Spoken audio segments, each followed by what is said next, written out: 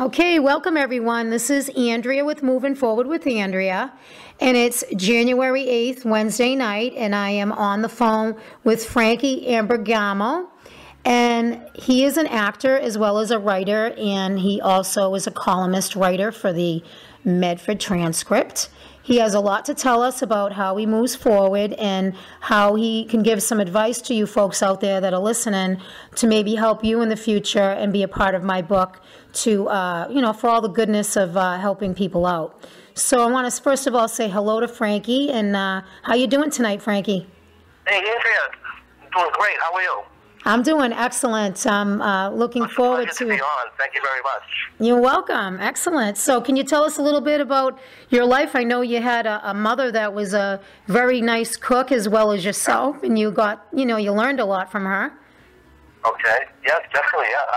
I grew up in Boston's North End. I grew up there, and I went to the public schools there, and me and my brother and my two sisters, my mother was actually a widow at the time, growing up as a kid. And so we grew up in a culinary type family. My grandmother used to come over every Sunday and during the week, and they always did a lot of cooking. And I always had a little passion for cooking, and that's how I actually learned how to cook, is through my family. And we didn't really need a culinary school because it was like it was a culinary atmosphere between. No, families. I hear you. I'm Greek and Italian, and there's a lot of. And especially from my grandparents, I've learned a lot of great recipes that are in my family, and actually I earned the recipes for that no one has. I have them. I have the secret recipes, and they are meaningful, and it is fun, and it's relaxing. It's stress releaser. Yeah, too. it is, and it's it's a traditional thing as far as the holidays and special dishes and things like that. And growing up in an Italian community, so a lot of my friends growing up, their families had restaurants in the neighborhood, and we used to cook in the social clubs and things of that nature. And where were you from? Where were you from in Boston? Not then. Oh, okay. Now, was your dad? And I know when your dad died young, but did you remember anything about him, or? No, not really, because he was. I was only about 5 years old when he passed away. My mother was a widow with 4 kids, and so we all worked. I worked for the Postal Service, and my brother worked for the Postal Service. We were both supervisors for over 30 years in the government, and my sisters worked in their jobs, and we all worked, and and he always took care of my mother naturally, and That's wonderful. You guys sound like you're really good children to your mom, and took care of her, and that's really, really nice. That you sound like you had a good sounding board, and good people around you, and it's important because not everybody has that, and that's a plus. So you're lucky for that. Thank you very much. You're welcome. Yeah, so we grew up there, and after that, and then I got married in 1991, and I worked for the Postal Service. Actually, I was a supervisor, and I retired about 5 years ago. And about 5 years ago, I got involved with the first thing that happened was there was Emerald Lagasse from the Emerald Live show on the Food Network. He was advertising an Italian recipe contest, and you had to send in a bio and the reason why you wanted to be in the contest, and there had to be a recipe. So I sent in my meatball recipe. Oh, so it was your meatball recipe that got him, huh? Yeah. So I sent in my bio. I sent in my recipe for the gravy and meatballs. We call it gravy. Some people call it sauce, but I know that could be a whole show. I know, that's definitely, but that's okay. We'll stick to what do you want to call it tonight? You want to call it gravy? I will call it gravy. Okay, we'll call it gravy tonight. That's cool. Yeah. Well, actually, gravy really is. I mean, sauce is, when you put meat into a red sauce, the Italians they call it like the Sunday gravy, That's how it actually started. So that's cool to know. So everybody out there that has a little bit of confusion with that, so there you go. It's a Sunday sauce. Yeah, exactly. I mean, you hear like a Sunday, we'll make the Sunday gravy. That was always growing up as a kid, and that's how it started.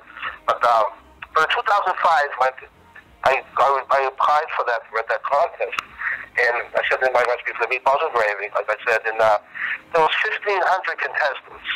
Wow. So what happened was I was at work one day, and I get a phone call from the Food Network after a month later, and they said I was in the top 100 out of 1,500. Wonderful. How'd that make you feel? So I was excited. I said, gee, 100. So I have to compete now only instead of 1,500. I wanted to compete against 100. It's still a lot. Still a lot. I said, geez, so it's not too bad. And then 2 weeks later, I got another call. The guy said, one of the gentlemen from Food Network said that you're in the top 25. We'll get back to you in a week. Oh, Jesus. A week later, they called me and they said, we picked 4 winners, the whole country, and you're the top winner.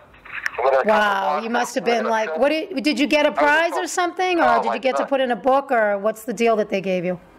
Well, what happened is it's like they actually make you a little, type of like a celebrity chef for a weekend. They give you the hotels and the restaurants and things like that. Wow, that's pretty cool. Where did they send you? They sent us to New York City. We were on set, but at the Food Network headquarters. Wow, that must have been exciting. I would have loved to. A live show. Wow. I was with the other 3 winners and their spouses, and me and my wife. Oh, that was nice. That's excellent. So when did that happen? That was after they came to Boston. First they came to Boston, and I met them in the North End in the Italian butcher shop where I was shopping to buy the meat to make the meatballs. Pachi's? Was it Pachi's? No, it was called the Abruzzese Meat Market. Okay. It was on Salem Street. So I met them at about 7:30 in the morning over there. And we did the filming in there. We did some walking and talking through the streets of Boston, North End. And then after that, we came back to my home, and I made the gravy and meatballs live for the whole crew from the Food Network that came here. We stayed here all day, and we ate. And oh, wow. That's so sweet, though. It sounds like a nice group. Yeah, and then a week later, they flew me to New York, and I was on the show live. So that happened, and then my acting happened after that, actually. Yeah, but did you end up writing your cookbook after the incident of winning that show? Like, how did that all come about with you? No, it actually happened. My book came out before that. It came out about a year before. So, oh, really? Yeah. So I had, when I went to the show, I actually took some of my books. I gave Emerald a copy, and I gave Rachel Ray a copy. I gave a few people a copy over there at the studio Food Network. And well, that's really sweet, and I'm sure they appreciated that because because I mean they're chefs, and it's nice to see what other people have in store for how they go about things, and I mean everybody has some similarities, but there's always a little bit of a difference, Yeah, and I had about a couple of hundred photocopies of my recipe to pass out to the people in the audience. Oh, that was really thoughtful and very wise of you to do that, to get yourself out there. That's really, so people out there know that are listening right now, you do have to market yourself and like, I mean, that's just a nice gesture. It's not really costing you much to do that. And just to think of you're trying to touch all these people, and then they're going to remember, wow, I was at the Food Network show at Rachel Ray and Emerald, and the guy that won, he gave us his recipes, and because he's on here, that it puts you in a great light. That's really smart of you, though. Very smart. Yeah, I figured that I thought about doing that because I figured, when you got there, it would be very difficult to make copies out of the book to get to people. How are you going to do that? So it was, and I gave it to the staff of Emerald, and they passed it around, and they gave everybody a copy, but they appreciated it. They liked it, That's excellent. Now, Maureen's your wife, right? And you've been married since 1991, you said?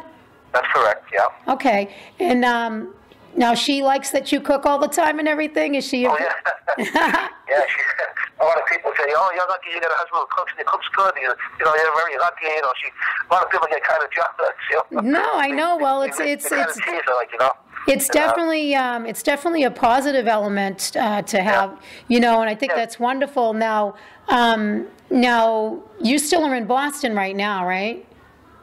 We live in Medford. Yeah, obviously you live in Medford, and you don't plan on moving out of state. You plan on staying around here if you become famous, then more than you are now. Well, you never know. Right now, I retired. She's got another year left to work, and then she'll be retiring. She's got her years in with the government, the post office too. Well, at least you get good benefits and stuff with the post office now. It's amazing. So people out there know that, you worked in the post office over 30 years and you retired. And this is when you did a lot of this stuff to be, moving forward and like, a very popular direction and soaring, and especially getting into acting. I mean, well, first of all, I wanted to ask you, the Pizza Maker show, was that done before the acting or during? The Pizza Maker show was done in the last couple of years. Well, we've been filming, we did 7 episodes in the past, like 2.5, almost 3 years now. And my movies, I started the movie industry like back in 2004 or 5. Okay. So the Pizza Makers came up after. I've been in about 35 movies since 2005. Wow. So can you tell us a little bit about, you want to talk about the movies first, and then we can talk about the Pizza Maker later, because it's after? That's correct, yeah, okay. Well, what happened was, like, after the Emerald show, I got noticed on the show from some of these casting companies, and I got a call from Boston Casting after the show was over. They said, we're doing a film in Boston called Stiffs with Danny Aiello, and we'd like you to come to the studio, and if you want to be part of the movie, we'd like to put you in the movie. So I went up there and I auditioned for a part, and then a couple of days later, they called me back, and I went up there, and they sent me on set, and I just played the show. It was just the first movie was just a small part. I was a mourner. I played I was going to I was part of, supposed to be part of the family that they were having a funeral for, and I just walked into the funeral parlor, and Danny Aiello comes up to me, shakes my hand, and I'm sorry to hear about your loss and all that. It's a small scene, but it was the first movie, and then I got the taste of the movies. I started liking it, so what I did was I pursued my career in the acting, because I knew I was going to be retiring soon. Yeah, no, definitely. So I figured... You're setting yourself up, huh? So I went to the New England Models Group in Manchester, New Hampshire, and they have a gentleman by the name of Tom Logan who does acting classes there. He's a Hollywood coach and director and acting coach, and he comes there every quarter. So I went up there, I took a seminar, and they showed me how to make commercials and breaking into the business and things like that, all about acting. And then I did some indie films, and I did some films for my Medford Cable TV. I did about 10 short films for the Medford Cable. Actually, it was Channel 3 at the time. And then from there, I pursued my career more. I got some commercials from the New England Models Group. They became my agent. I got headshots and the whole 9 yards. So I kind of marketed myself too, and then along with that. And I did like movies. After the Stiffs, I did The Game Plan with The Rock. I did Cats. I did Pink Panther 2. So I was on a roll, so there were so many movies in the past, like from 2005 to 2010. Yeah, now the Pink Panther had Steve Martin, I know, because I've seen, it was really funny. I mean, he's just a character and a half. Yeah, and, he's a great guy, yeah. Yeah, I know you had a couple of parts in there, different scenes, because I was in a lot of that part. We were playing with an Italian dignitary from Italy, and we were at this big bank. We were trying to find the Pink Panther and all that, and it was a good part, and I met Andy Garcia and Steve Martin, a couple of other actors, and then from there I did all other movies after that, like The Proposal, The Mall Cop, and this on IMDb you will see there's all my movies and stuff. And I did some TV series like Body of Proof. And, how was the Body of Proof? Was that exciting? Is that that's a series, right? Yeah, the TV series it was filmed in Providence, Rhode Island, and I played a coroner. It was a small part, but it was good. It was a lot of fun. We did it over the overnight shift. We went there at midnight, and we worked through the whole night, several nights. And it was a lot of fun. Wow. So we did that, and then I did Waterfront with Joe Pantoliano in Rhode Island. That was another TV series, and then I did a few more TV. I just did a TV series recently called Olive Kitteridge with Bill Murray and Francis McDormand. That was about 2 months ago. Yeah, and, I continued to do those. I did Clear History with Larry David. There's so many movies, and the one that you did, the police officer one from the 1970s. Yes. And that movie was called R.I.P.D., if I'm not mistaken. That came out last July 2013. That's correct, yeah. Yeah, because you gave me a few pictures from there, and you're standing behind, looks like somebody who could be, she looks like she's really tough. That's Mary Louise Parker, the actress. Yes, so she was in jail? Well, no, Mary Louise Parker was one of the, she plays like she's like the boss of Jeff Jeff Bridges. She's the one that's in Ryan the Reynolds. she's the one that's in the orange suit, right? Yeah, right. Okay. She's been in a lot of stuff. She's in that TV series HBO called Weeds. Oh, really? HBO series. She's the main character. And, yeah, she's been in a lot of movies, different things. And RIPD was come out last July. I played a 1970s police officer in that. Now, what about the Grampies movie? What was going on with that movie? Was that filmed in Boston? Yeah, Grampies Secret was a short film I did. I played the lead role.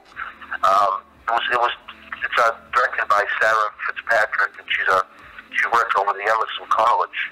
And Emerson College, about a month ago we did that. It was very recent. It's not out yet. It's still in the post-production right now. So that was just a small short film for the college. You know. Oh, really? Yeah. So, do they do that to make money for, like to raise money for the students, or do they? I've never heard of them having movies. How does that work? What they do is she works as a teacher's assistant, and she's a former graduate, and she went to school at Emerson to become a director. Oh, so I gotcha. She gets credit towards her classes too, because she works there too, and she gets like they're gonna, what they do is like they give her like it's like experience. She has people, like directors, that would view the film, and then they show it at the college, in the auditorium, to all the students, and they critique it, so they see how she did on it and all that. So it's pretty good. So can I ask you, like, now you paid your dues for like 4 or 5 years of being extras, and then in order to get into the Boston SAG AFTRA, like how can you explain to people the process in that? Because some people think that they should have a silver spoon in their mouth, but we all know that that's not how it works. Yeah, what you have to do is you have to work in 3 union films, whether it's an extra or a principal role or whatever role it is. You have to do is you have to earn what they call waivers. When you get 3 waivers, then you will become SAG eligible, and then you can join SAG, and you'll get a SAG card. And when you do a movie after that, and once you remember, then you will get paid.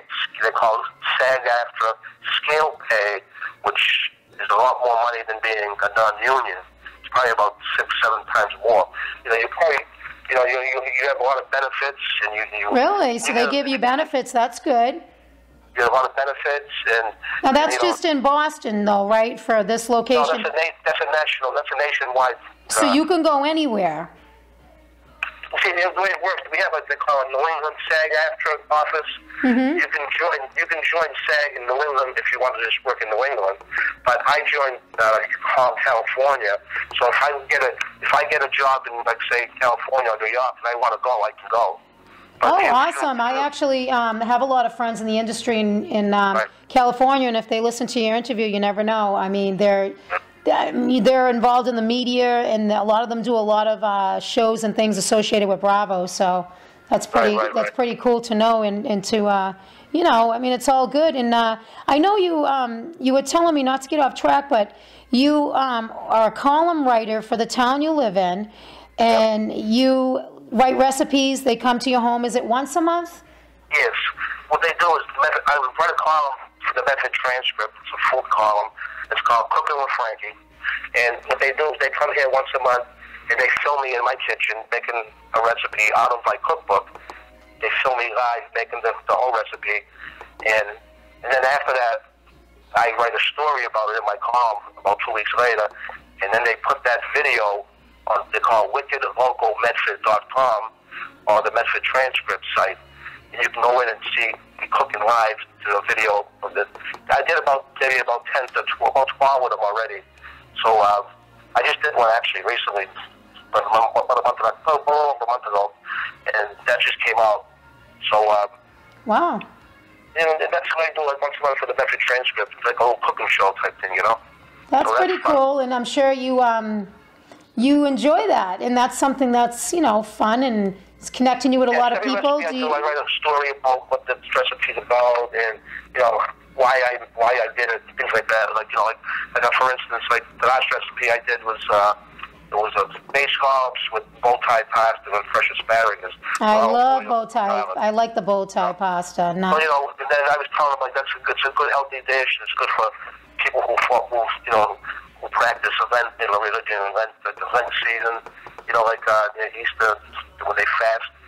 That's good. Yeah. Fridays usually can't eat meat, like if you know, like, I don't know if anyway, like, no, I know. like it's that, depending on your religious reasons. There's a lot of right, exactly. So something like that, there's no meat. It's all like fish and vegetables, pasta, So, and it's pretty healthy. It's a pretty healthy dish, Excellent. So that's really exciting. Now, how long have you been doing that for? I've been doing that about two and a half, maybe 3 years. About 2.5 years now.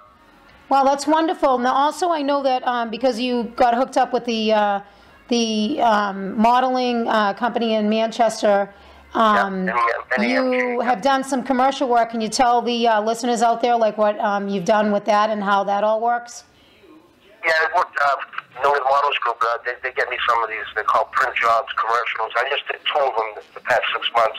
One of them was for the National Fire Protection Agency, and I played like an inspector. And you see there are there's some photos online. If you go to the NEMG site, you'll see some. Then I also did one for Vicks Company, which is Procter & Gamble, and I did that recently. And that's going to be coming out on billboards, and you probably see some advertisement type stuff in the like in the T stations, the train stations, subways, and stuff like that. And then I did some other. I did a couple of medical. I did a couple of medical commercials for the NEMG in one of the hospitals in Manchester. And I did. Do you like doing that? Like, what do you like most? What is your favorite? Well, I like doing like the movies, commercials, and the print. I like all of it. I mean, what's my favorite commercial? You mean? I did a nice commercial for the Connecticut Lottery. It was a Red Sox Yankee commercial. It was cool. Were you hoping that you won $1 million? It was so funny. Like we did it at a diner in Watertown, Mass.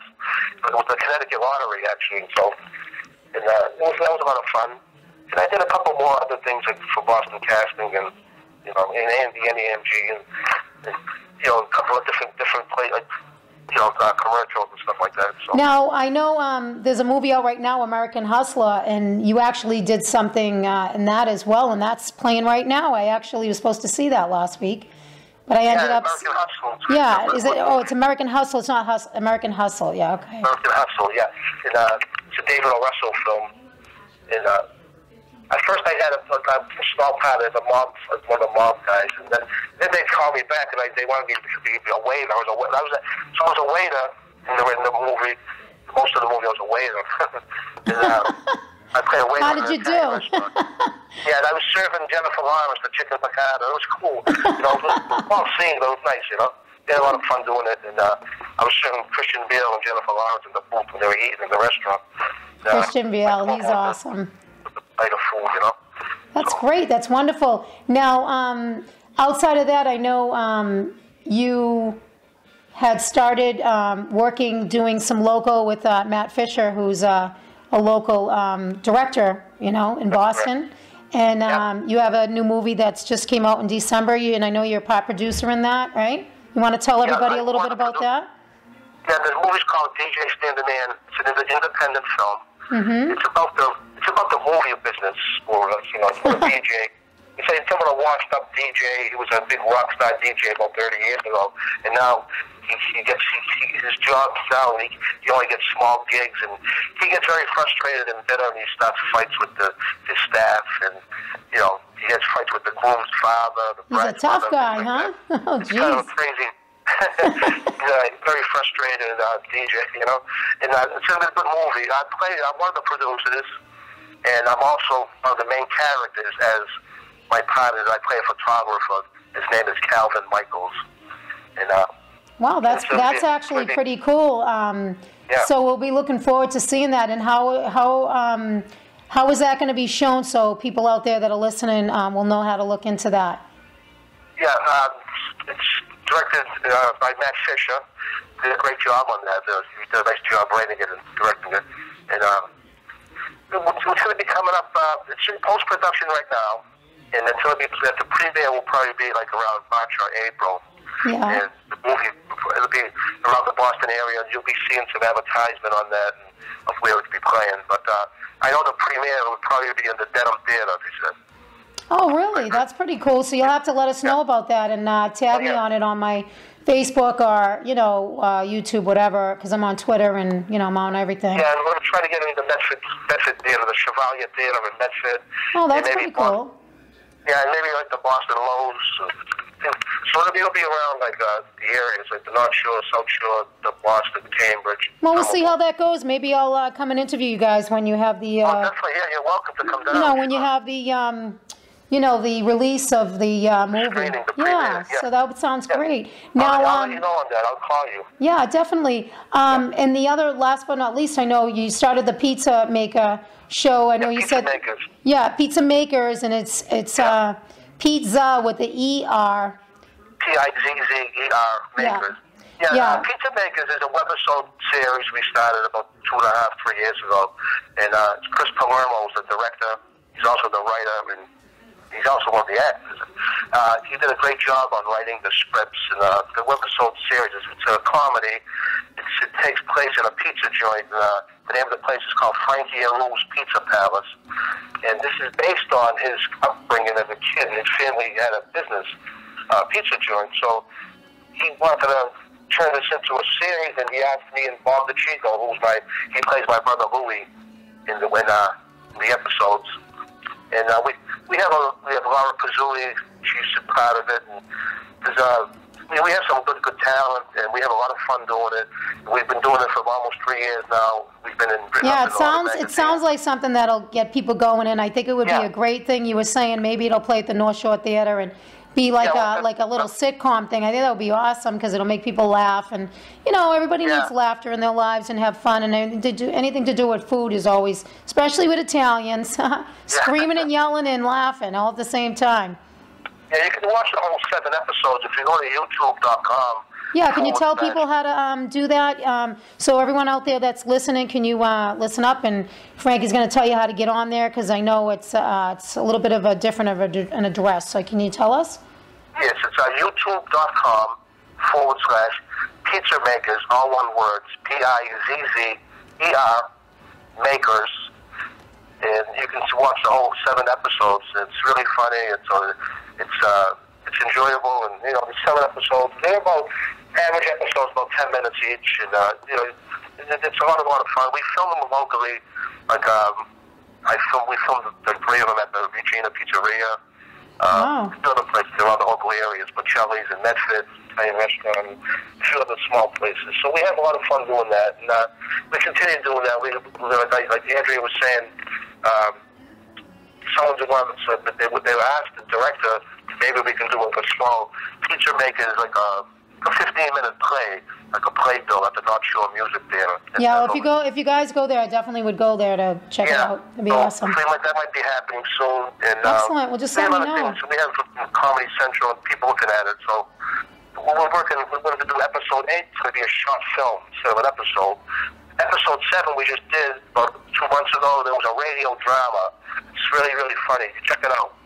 That was the last episode we did. It was kind of different, All right. So we're going to be wrapping this up soon, but I wanted to, I'm writing a book, and it's, called Moving Forward with Andrea, and everyone that I interview, if they want to be a part of that, they're giving some insight to let people know how to keep it together personally, as well as career-wise, and like what you do to keep focused and to stay away from the drama and to keep your head on straight, because it's very easy to have it not, as we all know, depending on if it's, who's around us in our lives and people that are intimidated and jealous and all that other stuff that goes with that. How do you deal with that? Can you tell the folks out there, that it would be, helpful to them on...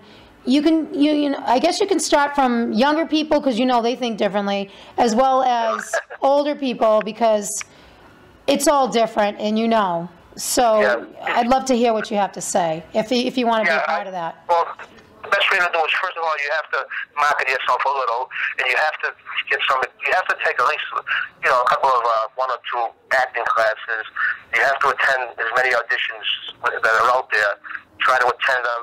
Try to do some small films, like they're called SAG media projects, which if you can get involved with those type of movies, starting off, you could earn waivers in that as well.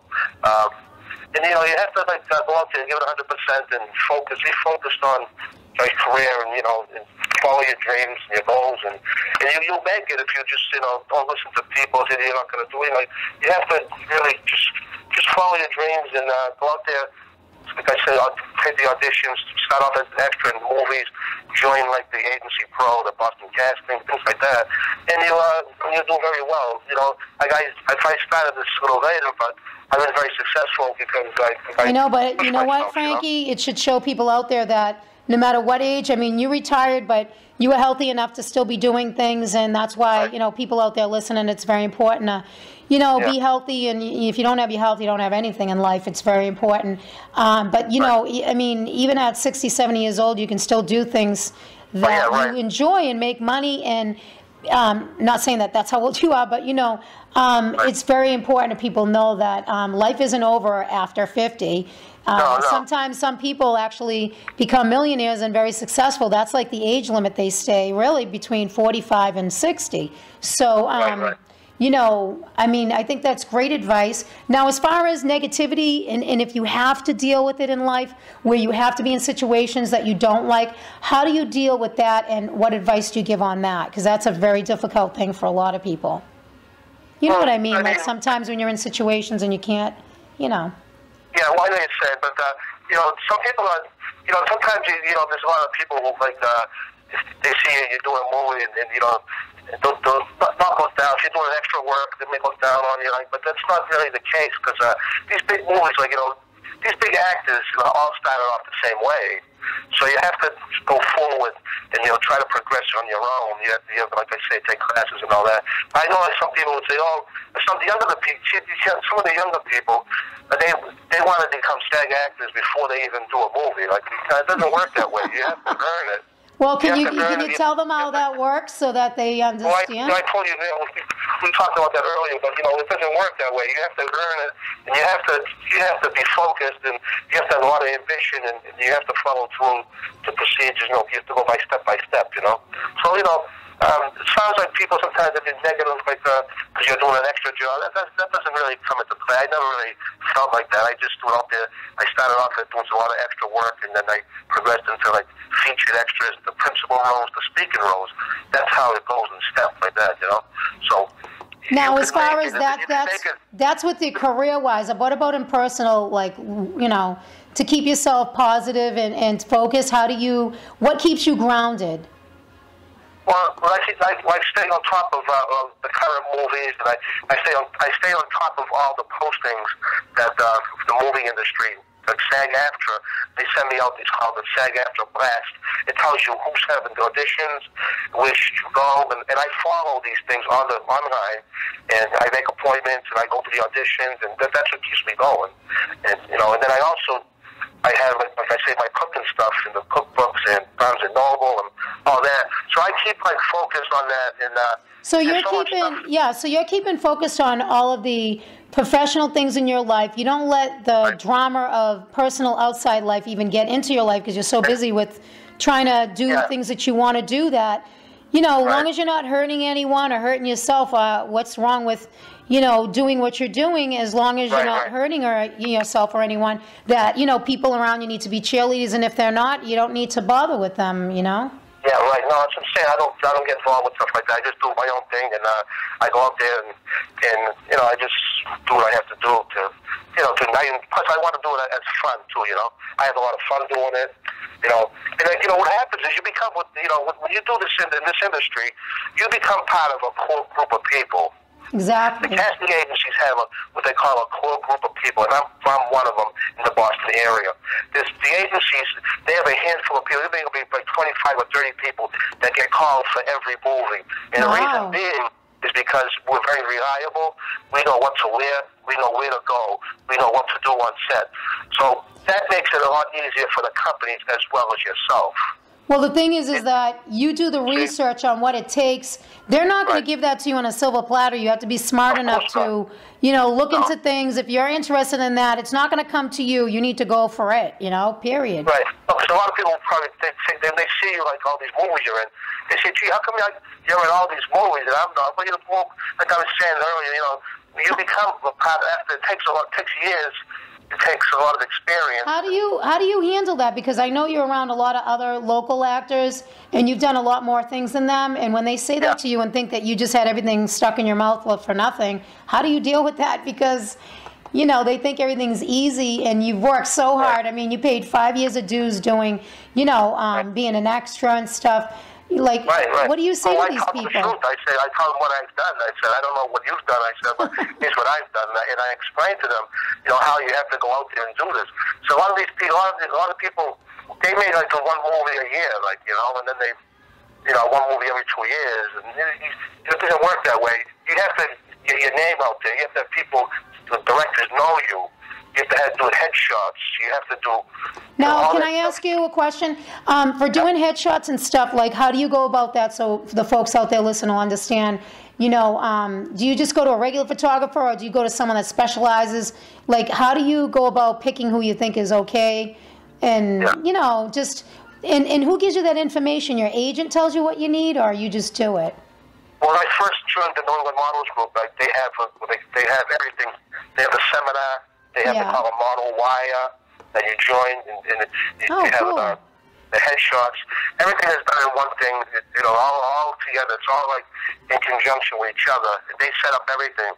That was the first headshot I did. Then the second headshot I did recent last year, about 8 months ago. I knew this photographer she's very well known in the Boston area. She did my second headshot. So, the first time I went with the agency, and the second time I went on my own to it, because I got to know people now in the industry who are photographers who specialize in headshots. And not saying that the first one wasn't good, it was excellent.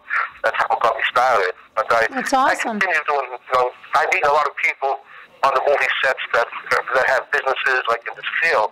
This is what happens. You start networking with a lot of different people. You gotta. I get involved with the people that own magazine companies, and the Imagine News magazine. I know Carol Patton. She's been very helpful, and and I go to these gala parties every year, and I go to SAG meetings. And, you gotta put yourself out there, and you gotta be associated. You gotta be associated with the network groups that they connect you with, because some people can just say, I'm good. No, it's not. You have to go. You have to be seen and noticed, and people need to know who you are. You're right. So it's like we're talking earlier about the negative people. What I do a lot of things is I get business cards made up, and I go to and I network. I pass them out at different functions, and this is how you get to know people, and they get to know you. And sometimes they have something that you fit the specs are perfect for you. They say the script, and you're on your way. Exactly. So, excellent. Well, thank you so much for your time. I really appreciate all that you told us, and it's going to be a great asset to the book, which is probably going to be coming out sometime in the springtime, because I hope to at least get it started and rolling, because I'm getting up to, I want 48 interviews to make it complete. But I really appreciate your insight. I think you'll have a lot of great insight for people that are in your industry, as well as just keeping the focus, especially being retired, and being able to have that energy, which I love to hear, and people like you that are just happy and positive.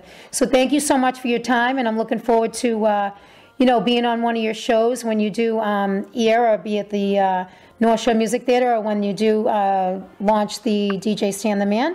And is there anything else you have to say? No, I just want to thank you very much for having me on. It was a pleasure, and it was a lot of fun, and I enjoyed it, and I hope the listeners out there enjoyed it, and hope to be on your show again sometime in the future. And yes, you're welcome anytime to come to any event I do, and I'll be in touch with you. You can come and do some interviews.